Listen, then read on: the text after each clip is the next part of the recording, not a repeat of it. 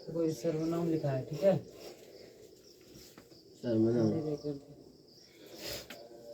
देखो, सर्वनाम का डेफिनेशन लिखा है। सर्वनाम किसको कहते हैं?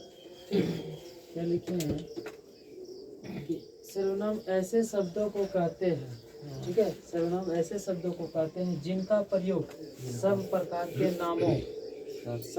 के नामों संज्ञाओं के लिए या उनके स्थानों पर हो सके, ठीक है।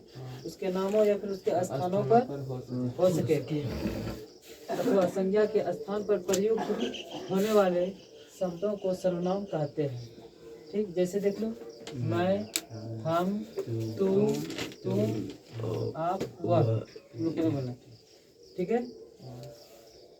ये सब आएगा किसमें? सर्वनाम में, ठीक। उसके बाद देखो, सर्वनाम के कितने भेद होते हैं? सर्वनाम के कितने भेद होते हैं? सर्वनाम के 6 भेद होते हैं। सर्वनाम के 6 भेद होते हैं।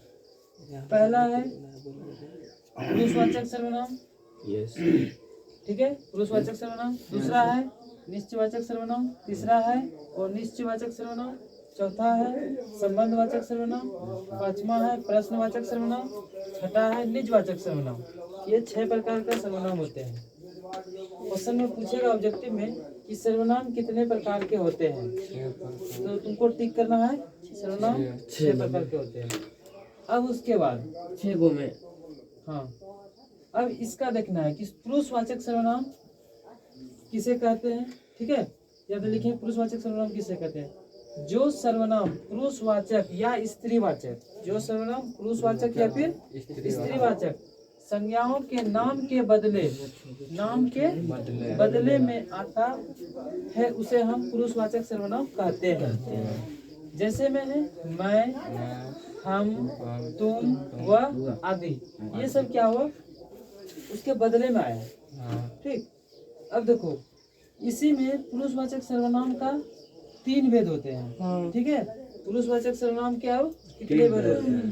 पहले था कि सर्वनाम के कितने भेद हैं? सर्वनाम के 6 भेद हैं। अब पूछ रहे कि पुरुषवाचक सर्वनाम के कितने भेद हैं? तो पुरुषवाचक सर्वनाम के 3 भेद होते हैं, ठीक। कौन कौन सा होता है? पहला है उत्तम पुरुष, दूसरा है मध्यम पुरुष, तीसरा है अन्य पुरुष, ठीक है। अब उत्तम पुरुष देखेंगे किसको कहेंगे? तो जिस सर्वनाम का प्रयोग कहने या बोलने, किसका? कहने या बोलने वाला अपने के लिए करता है, उसे हम उत्तम पुरुष कहते हैं, ठीक है। जैसे में है कि मैं, हम इत्यादि, ठीक है। इसको हम क्या कहेंगे? उत्तम पुरुष सर्वनाम कहेंगे। अब उसके बाद देखो, दूसरा इसी में है मध्यम पुरुष। तो मध्यम पुरुष देखो किसको कहेंगे? सुनने वाले के लिए जिस सर्वनाम का प्रयोग किया जाता है, सुनने वाले के लिए जिस सर्वनाम का प्रयोग किया जाता है, उसे हम मध्यम पुरुष कहते हैं, जो कि सुनने के लिए होता है, ठीक है।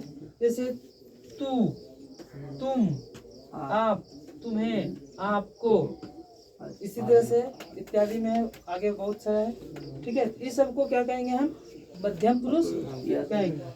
अब लास्ट में है इसका अन्य पुरुष, ठीक है। इसका है अन्य पुरुष। अन्य पुरुष देखो किसको कहेंगे?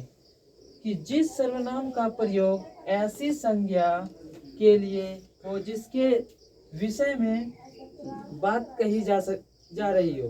क्या उसके विषय में बात कही जा रही हो, किंतु जो वहाँ उपस्थित ना हो, ठीक है। कोई होता है ना कि कोई व्यक्ति वहाँ पे उपस्थित नहीं है, उसके बारे में पूछा जा रहा है, उसके बारे में जिक्र किया जा रहा है, यही बोल रहा है, उपस्थित ना हो, और उस ऐसे सर्वनाम को अन्य पुरुष कहा जाता है। जैसे वह लड़का कहाँ गया, उसके बारे में जिक्र हो रहा है। वे, उसकी, उसका, उनकी, उनका, ये सब क्या हुआ? उन आगे का शब्द में उसका प्रयोग किया जाता है, ठीक है। तो उसको ही हम क्या कहेंगे? अन्य पुरुष वाचक सर्वनाम कहते हैं। तो ये सर्वनाम के इतने भेद हैं। अब यहाँ से आगे का जो होगा तुम्हारा, ये अभी दूसरा होगा निश्चयवाचक सर्वनाम, और निश्चयवाचक सर्वनाम, फिर चौथा है संबंधवाचक सर्वनाम, पांचवा है प्रश्नवाचक सर्वनाम, छठा है निजवाचक सर्वनाम। ये तो तुम्हारा पहला डिफिनेशन, इसका सिर्फ पुरुषवाचक सर्वनाम का डिफिनेशन किया। तो ऑब्जेक्टिव में जो पूछेगा तो तुमको समझ में आ गया सर्वनाम कितने प्रकार के होते हैं, 6। अब पूछ लेगा कि सर्वनाम के कितने